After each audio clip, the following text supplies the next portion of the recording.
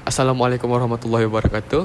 So today we are at Sri Iskandar and we are going to have some interview session with one of our international friends here regarding the topic intercultural conflict. So before we proceed with our question, may I ask you, can you please introduce yourself? Tell me us about your name, workplace experience, ethnicity, and academic qualification. Okay. Bismillah. My name is Abu Bakar Aji. I am from Nigeria. And right now I am doing my PhD in petroleum engineering in University of Technology Petronas, Faculty of Engineering. Yeah. Then for culture, I am from a very vast culture. Nigeria is one of the countries that has a vast culture and languages. So I am from northern part of Nigeria, and my tribe is Kanuri. And as for the culture, we call it generally Hausa. Hausa is like a most dominant culture from the northern part of Nigeria. But if you say my culture is dominantly Hausa, people from the north or even from the south, they will know definitely the type of culture you came from. Yeah, understand? Yeah. Okay. Alright, moving on to the next question. Could you tell more about communication in your culture? Like the most common thing, like general thing, like everyone do the same in your culture. Communication, yeah. So let's look at Nigeria as a whole. In Nigeria, we have about 500 languages. Yes, 500. Do you understand? 500. Out of these 500, there are three major ones.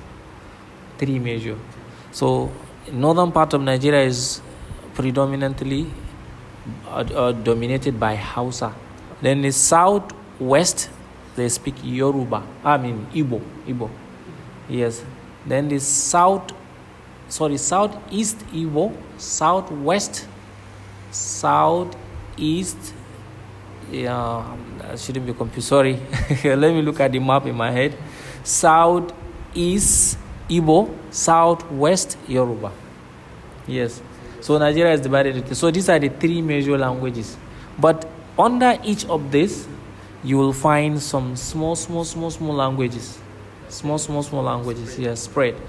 And not necessarily similar. They might be entirely different.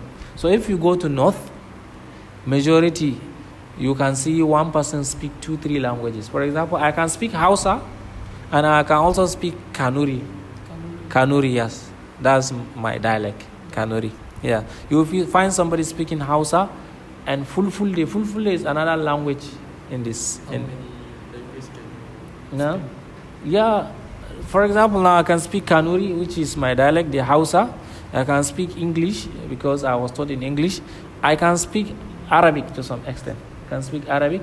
And I can also speak basic Turkish language. You know Turkish? Turkey. It's not basic. I can speak. I can speak. Now I'm trying to learn Malay. Yeah, because inshallah, I wish I would learn Malay. I like Malay so much because their language is very easy. It's not that complex. So I'm trying. That's why siapa nama awak, siapa nama ialah Abu Bakar Aji. You understand? Things like that. Okay. So, how do you adjust to different cultures to make yourself more visible, like your culture in your country and in Malaysia? Malaysia, first of all, I try to learn some of the languages, some of keywords. You understand? Beberapa, you understand? So mengapa, why, things like that. Yeah, sufa, satu, duo, tiga.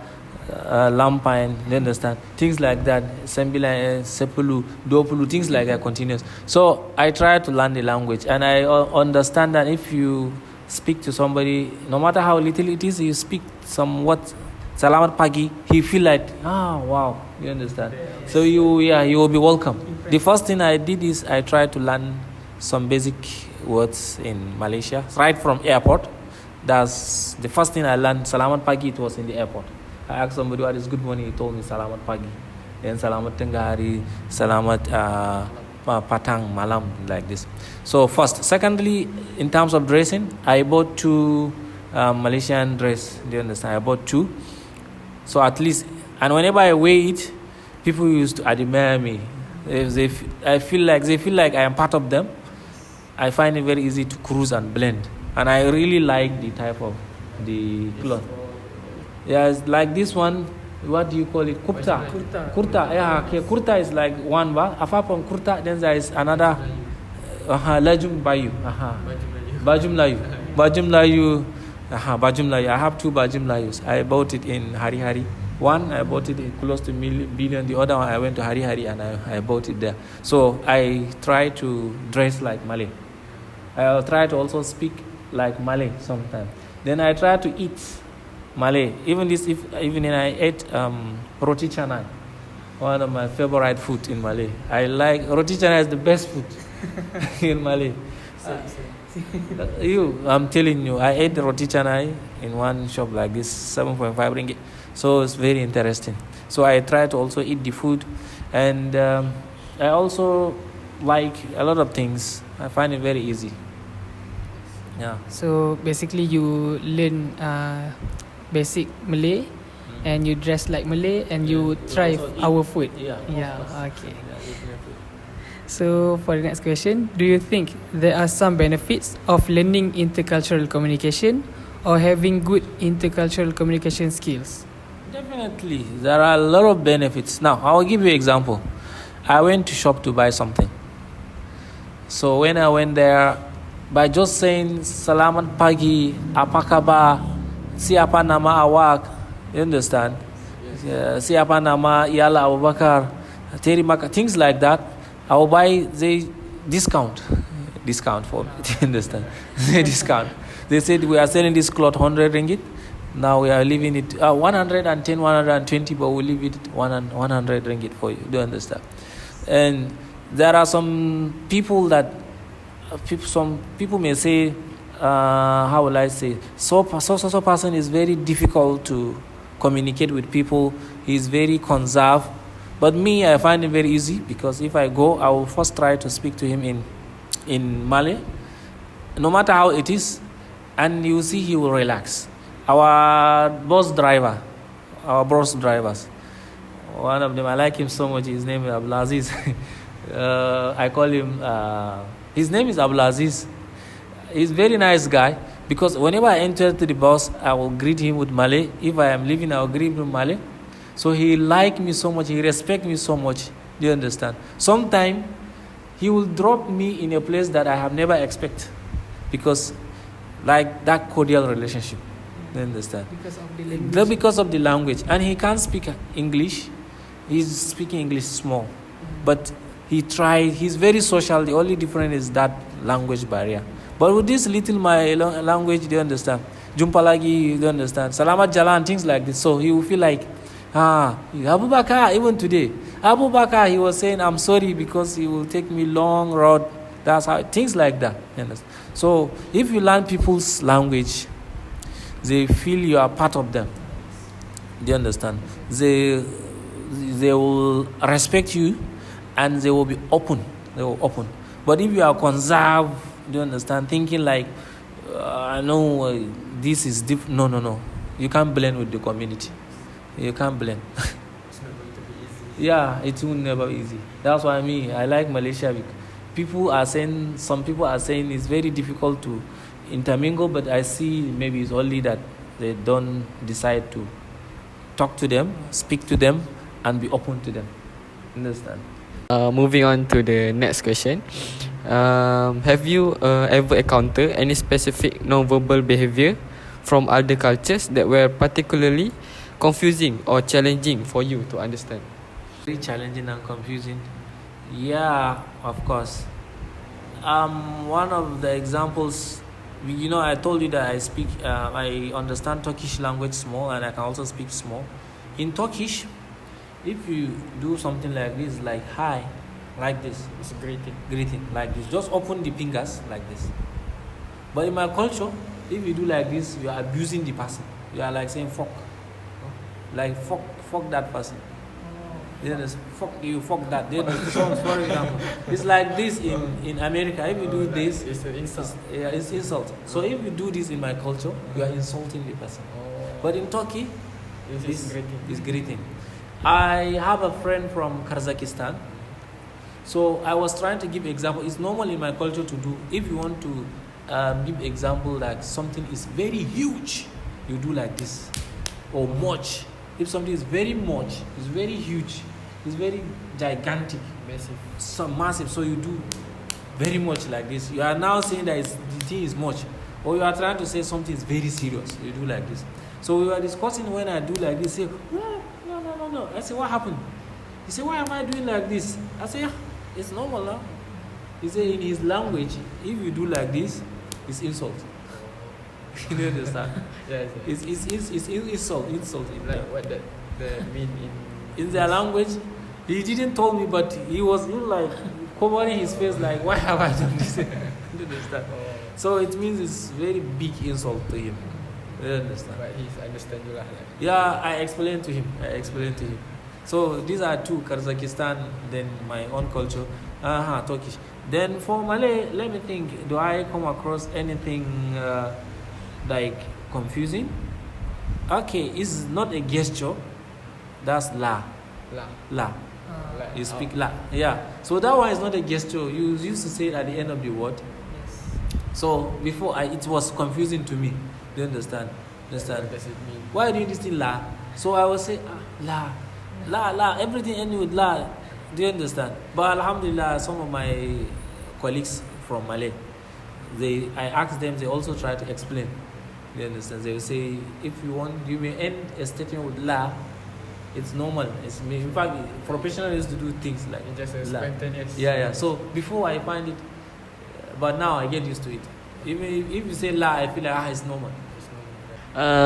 Moving on to the next question. How do you act when you encounter intercultural conflict in your workplace or in your study place? How do I act? Like how you deal with it? How I deal with it? Many ways. First of all, first, prevention is better than cure. Have you ever heard of this? Prevention